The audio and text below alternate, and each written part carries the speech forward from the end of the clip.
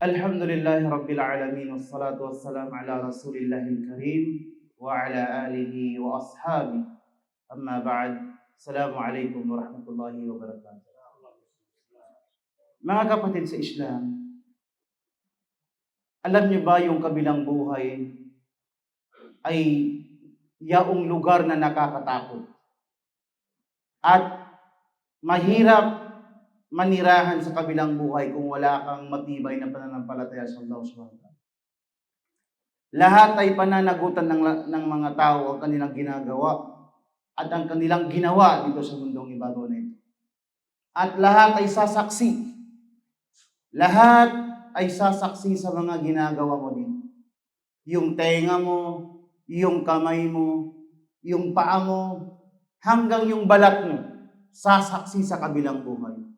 Hanggang sa ikaw ay mag-aaway, pati yaong mga sa iyong sariling katawan. Sasabihin, lima shahidtum alayna.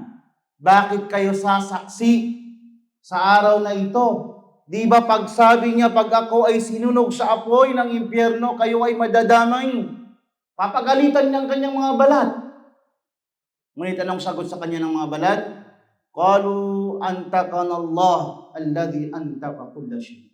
Sabi ng kanyang mga balat, ito ay hindi namin kagustuhan. Ngunit ito ay kautusan ng dakilang Allah, yung nagpasalita sa lahat ng kanyang mga nilikha.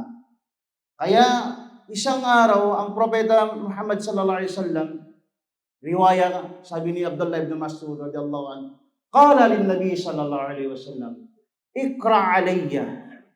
Qultu aqra'u 'alayka wa 'alayka unzil.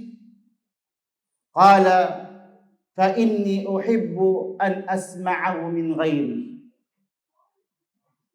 Fa qara'tu 'alayhi suratul nisa hatta balagtu fa idza ji'na fa kayfa idza ji'na min kulli ummatin bi shahid wa ji'na bika 'ala ha'ula'i shahida. Qala amsik fa inna qala amsik hasbuk fa idza aynahu tadrifan. Di riwaya hasbuk, sa ibang riwaya amsik. Sinabi ni Abdullah ibn Mas'ud radhiyallahu anhu, sabi niya, sinabi sa akin ng propeta sallallahu alaihi wasallam, basahin mo sa akin ang Quran. Sabi ni Abdullah ibn Mas'ud, babasahin ko sa iyo o propeta ang Quran. Nasa iyo ay pinababa ang Quran, ang revelasyon na to. Sabi ng propeta sallallahu alaihi wasallam, nais kong marinig mula sa iba sa akin, sabi niya. Gusto niyang marinig na bumasa yung iba para sa kanya. Binasa ko sa kanya, sabi ni Abdullah ibn Mas'ud, ang suratul nisa hanggang sa umabot ako, fa kayfa idza ji'na min kulli ummatin bi shahid wa ji'na bika 'ala ha'ula'i shahida. Sabi ng Allah subhanahu wa ta'ala, ayon sa binasa ng Abdullah ibn Mas'ud, paano kung kami ay magdadala ng saksi ng bawat sambayanan at ikaw na propeta Muhammad sallallahu alaihi wasallam ay dadalhin namin bilang saksi laban sa kanila. Sabi ng propeta sallallahu alaihi wasallam, amsik, tama na, huminto ka. Nakita ko, sabi ni Abdullah Mas'ud, ang kanyang mata, dumaloy, umanod ang mga tubig mula sa kanyang mata. Umiyak ang propeta sallallahu alaihi wasallam. Dahil nagiging saksi siya sa kabilang buhay at tayo din magiging saksi. At lahat tayo ay may pananagutan sa kabilang buhay. Kung dito man sa mundo kaya mong magtago ng iyong mga ginagawang masama, sa kabilang buhay wala kang maitatago. Ilalantad lahat ng Allah subhanahu wa ta'ala at kanyang bibigyan ng gantimpala kung mabuti at kanyang paparusahan pag ginawa natin ay masama.